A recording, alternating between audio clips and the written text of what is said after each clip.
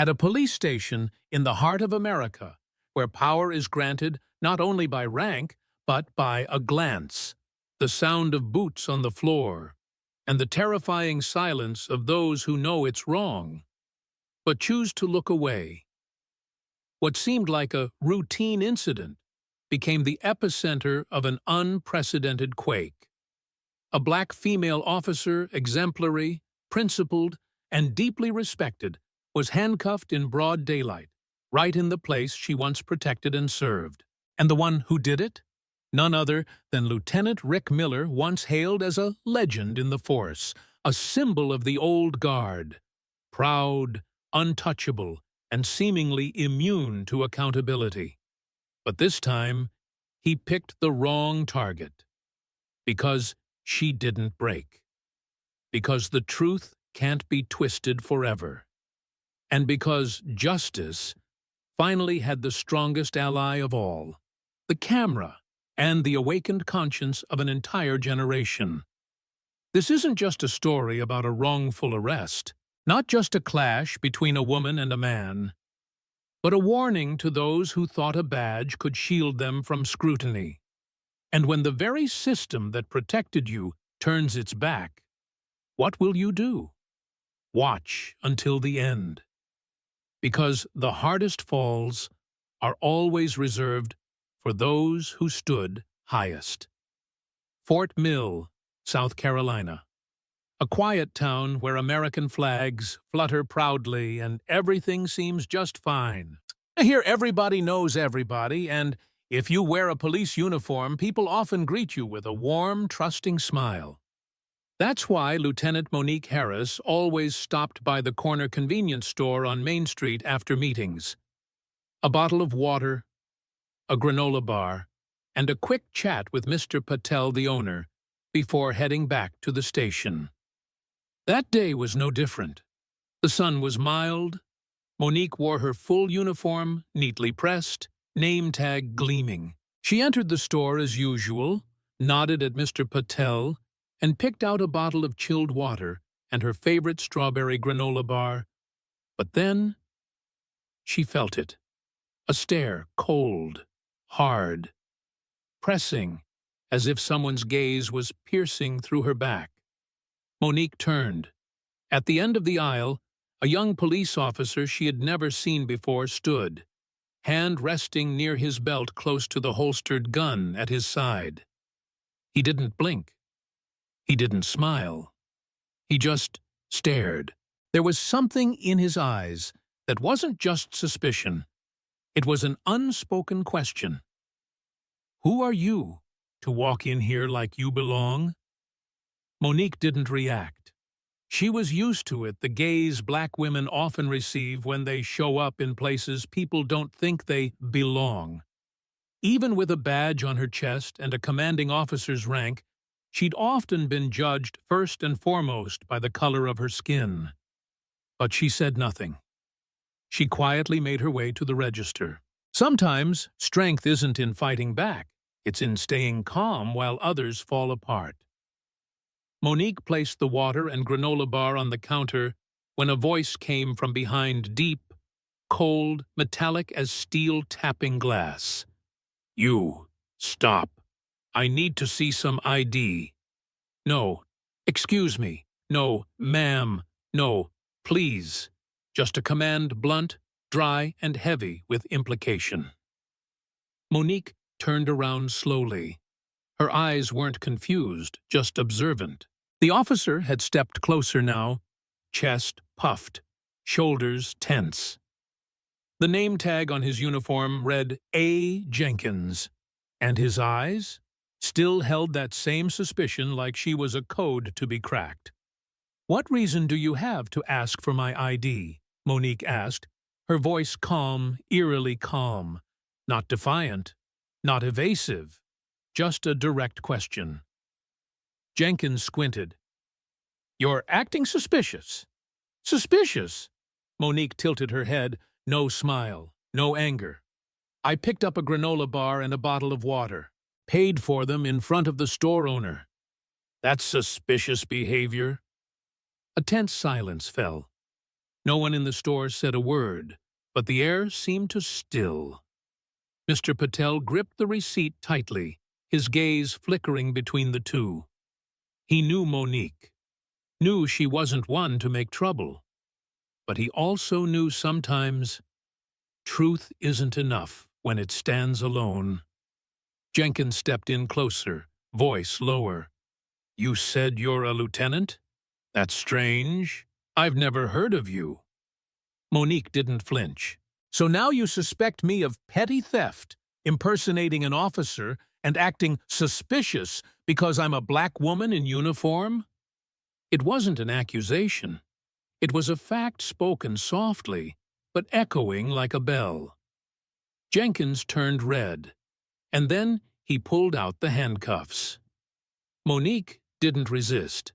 She stood still, slowly bringing her hands behind her. Not out of fear, but because she knew exactly how quickly things could spiral, especially when right and power didn't stand on the same side. The cold metal clicked around her wrists. That click echoed through the small store louder than any accusation.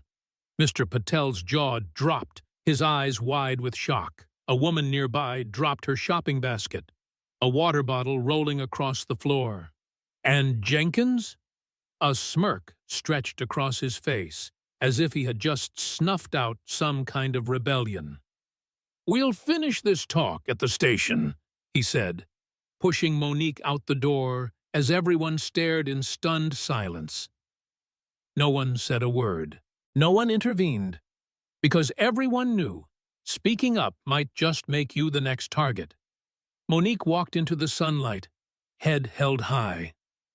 Not to seem proud, but because she refused to let anyone think they'd broken her. The squad car was parked out front. Jenkins flung the back door open and shoved her inside. The door slammed shut, and that moment it sliced through her life like a cruel edit.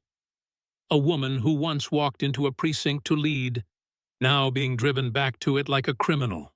From the back seat, Monique looked out at the familiar streets. The roads she used to patrol, the homes she used to protect. Today, they all turned their backs. The cruiser stopped at headquarters. The building she once filled with memories of duty, integrity, and honor now stood as a stage for a merciless spectacle. Monique stepped out in silence. No one said anything, but every eye locked onto her. Familiar faces who once called her boss, now stunned, half disbelieving, half too afraid to take her side. Jenkins led her through the main lobby. He didn't have to say a word. The sound of his boots echoing off the tile floor and the hushed murmurs trailing behind them did all the work. At the front desk, a young officer named Ramirez stood up, eyes wide as he saw Monique in cuffs. "Lieutenant Monique?" he asked, voice cracking. Jenkins cut in before anyone could ask further. "Following protocol. Arrested for petty theft." That sentence, like a slap without sound. Petty theft. A woman who had once led teams to crack million-dollar cases, who had convinced trauma victims to open up when no one else could. Ramirez faltered. He looked at Monique, his eyes begging to ask, "Is this really happening?" But Monique said nothing. She didn't explain. She didn't lower herself for a system that had raised her, then turned its back without warning. She was led to a holding cell. Dull gray walls, a cold steel bench. A single click echoed behind her, the cell door locking shut. Outside, Jenkins stood with his arms crossed, a smug grin on his face, like everything was going according to plan. "Sleep well, Lieutenant," he said before walking away, leaving behind a woman who had once symbolized justice, now locked inside the very system she had tried so hard to uphold. Inside the holding cell, Monique sat still. She didn't cry. She wasn't angry. Just a chilling quiet. the kind of silence that comes from someone who knows she's just been dragged into a game where the rules were never made for her. Outside, the precinct buzzed like a cracked-open anthill. News of her arrest spread like wildfire. No one said it out loud, but their eyes said everything.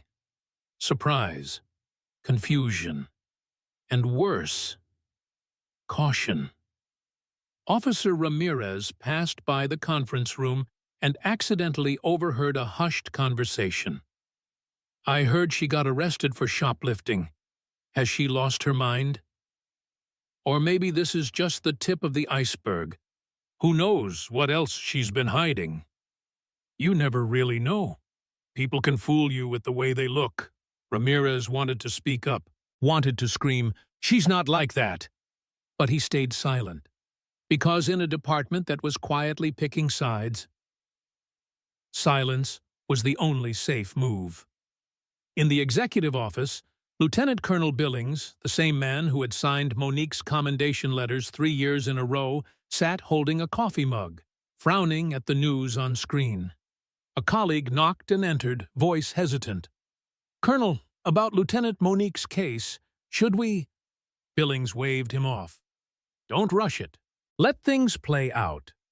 If something's wrong, she'll defend herself." Defend herself. A phrase that sounded familiar and bitter, because in a system that rallied behind you during glory, when you fall you realize just how alone you are. As for Monique, she was still sitting in that cold, gray room, listening, not to the clinks of metal locks, but to the sound of betrayal. It wasn't loud, it was simply the absence of someone asking, "Are you okay?" And that's what hurt the most. No dramatic drum roll, no door slamming open like in a crime drama, just a soft knock. 3 slow, polite taps. Monique looked up. She wasn't expecting anyone, certainly not an ally, but the person who entered surprised her. Sergeant Jordan Ellis, a few years younger than her, a former rookie in internal affairs from 2 years ago. Back then, it was Monique who welcomed him on his first day, offering him coffee. She hadn't thought she'd left much of an impression.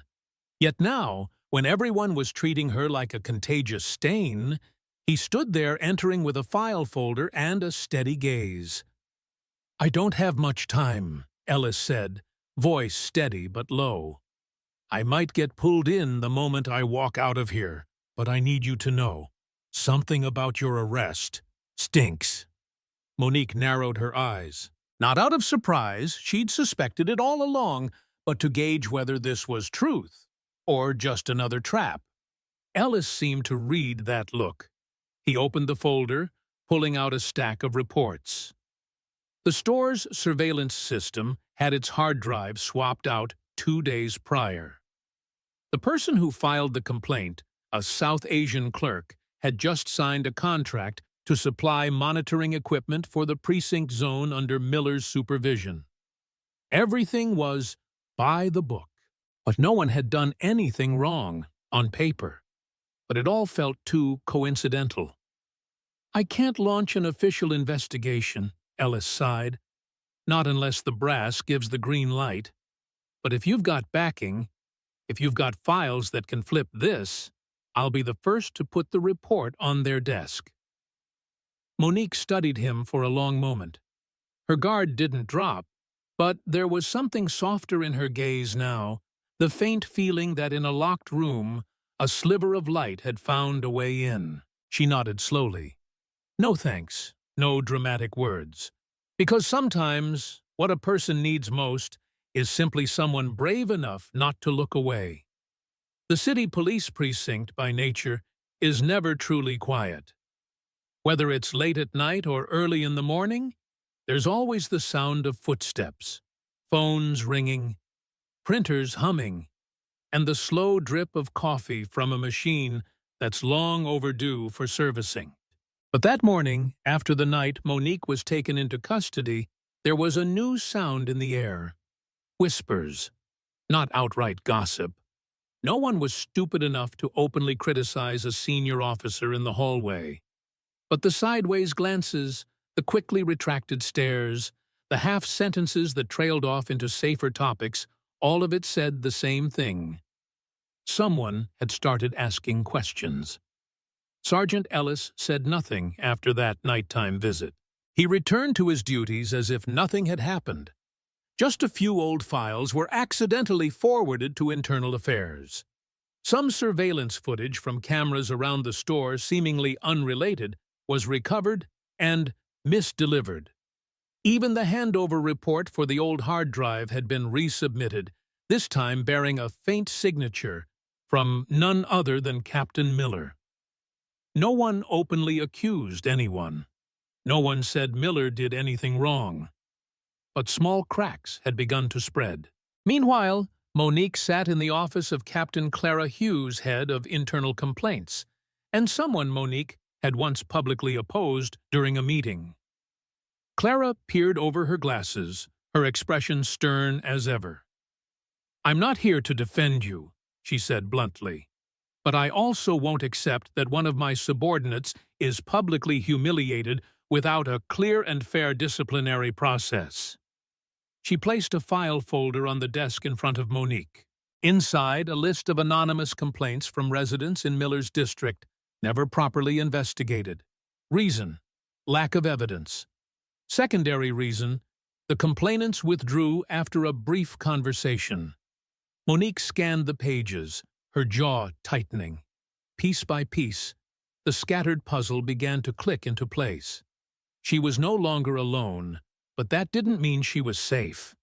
Rumors, within a police department, travel faster than any official memo. No one knew who started it. No one admitted to hearing anything. But everyone knew. They knew surveillance footage had been recovered.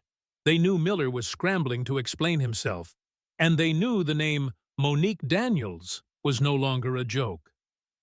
On the third floor, the administration wing, Miller sat in his office, door closed, blinds drawn. Sunlight no longer streamed in as it used to. The entire office, once a symbol of his authority, now felt cramped, heavy, like a sealed box. On his desk was a photo, him in uniform, medal on his chest, shaking hands with the mayor. It had once hung proudly on the wall. Now it lay tilted, almost mockingly. He said nothing, just sat there, gripping his pen so tightly that his fingernails turned white. Miller had once been untouchable, called names like pillar and cornerstone. But now he was feeling something men like him rarely acknowledged: the sensation of being watched, of being doubted, of being alone. Across town, Jason, a journalist known for covering internal investigations, was seated in a worn-out cafe with Clara Hughes. She slid a brown envelope across the table. "I can't give this to the Internal Communications Office," she said quietly. "They'll water it down. But you—" Jason opened it.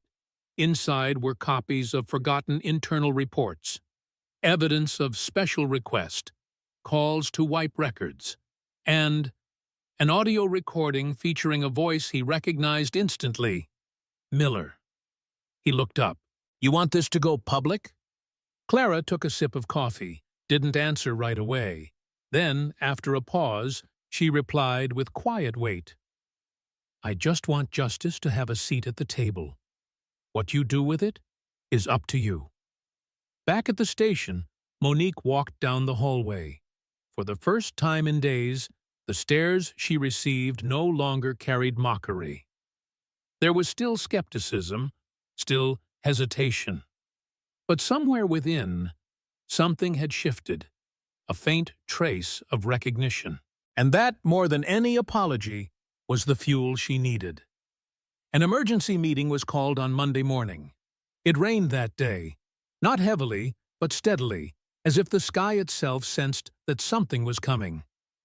On the fourth floor, in the strategy conference room, leather chairs were arranged in a semicircle around the head table. Never had those chairs been so full. From veteran team captains to inspectors to union representatives, everyone was present. The air was heavy as lead. No one smiled. No one whispered. Only the sound of pages turning, pens tapping unconsciously on the table, and the gentle tapping of rain against the glass. Miller walked in 3 minutes late, something that had never happened before. He didn't look at anyone, just sat down, breathing slowly but deeply, as if trying to calm himself. In front of him was a copy from the USB, the original unedited video. In it, Monique Daniels did nothing wrong. No suspicious behavior, no concealed actions. Just a female officer picking up a bottle of water and a protein bar, paying in full, greeting the cashier, and walking out. And then came the scene of Miller entering. Cold expression, hand already hovering near his holster. It took only minutes of viewing for the room to fall into a suffocating silence. "I want an explanation." It was the voice of Rebecca Lyons, head of Internal Affairs, a silver-haired woman whose slow tone carried undeniable authority. Miller looked up. The arrogance in his eyes was gone. All that remained was something cloudy, as if he had just seen the limits of himself. I acted on instinct. I thought I saw.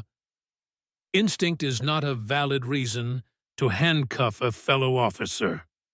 Rebecca cut him off, her voice unwavering. "Do you know who she is?